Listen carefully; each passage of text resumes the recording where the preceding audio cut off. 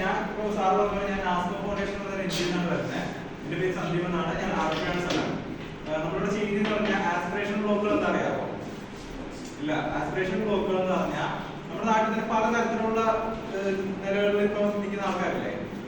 അതായത് താഴെ തട്ടിൽ ജീവിക്കുന്ന ആൾക്കാരുണ്ട്, മുകളിൽ തട്ടിൽ, അതുപോലെ തന്നെ ഇങ്ങനെ ഓരോ ലെവലിൽ ജീവിക്കുന്ന ആൾക്കാരുണ്ടല്ലോ. അതുപോലെ തന്നെ ആസ്പിറേഷൻ ബ്ലോക്കുകൾ എന്ന് പറയുന്നത് ഓരോ നമ്മളിപ്പോ ഒരു ബ്ലോക്കിന്റെ അടുത്തുള്ളതാണ് പഞ്ചായത്തിൽ വരുന്നത്. അതുപോലെ തന്നെ ബ്ലോക്ക് എന്ന് പറയുന്നത് എന്തെങ്കിലും ഒരു പോരായ്മകൾ കാണും. അപ്പൊ അതിന്റെ ഇതില് പിന്നോക്കം നിൽക്കുന്ന ബ്ലോക്കുകളുണ്ട്. ഇപ്പൊ പഠനം കാര്യം ബന്ധമായിട്ട് പിന്നോക്കം നിൽക്കുന്നുണ്ട്. അതുപോലെ സാമ്പത്തിക രീതിയിൽ ജോലിയുടെ സാഹചര്യങ്ങൾ ഇങ്ങനെ പിന്നോക്കം നിൽക്കുന്നുണ്ട്.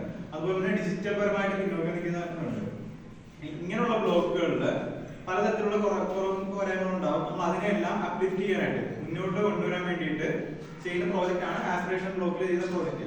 നമ്മൾ അതിൻ്റെ അകത്ത് നമ്മൾ ഡിജിറ്റൽ പരമായിട്ടുള്ള കാര്യങ്ങളാണ് നമ്മൾ ചെയ്യുന്നത്. കാരണം നമ്മുടെ കമ്പനി വർക്ക് ചെയ്യുന്ന പറഞ്ഞാൽ ഡിജിറ്റൽ റിലേറ്റഡ് ആയിട്ടാണ്.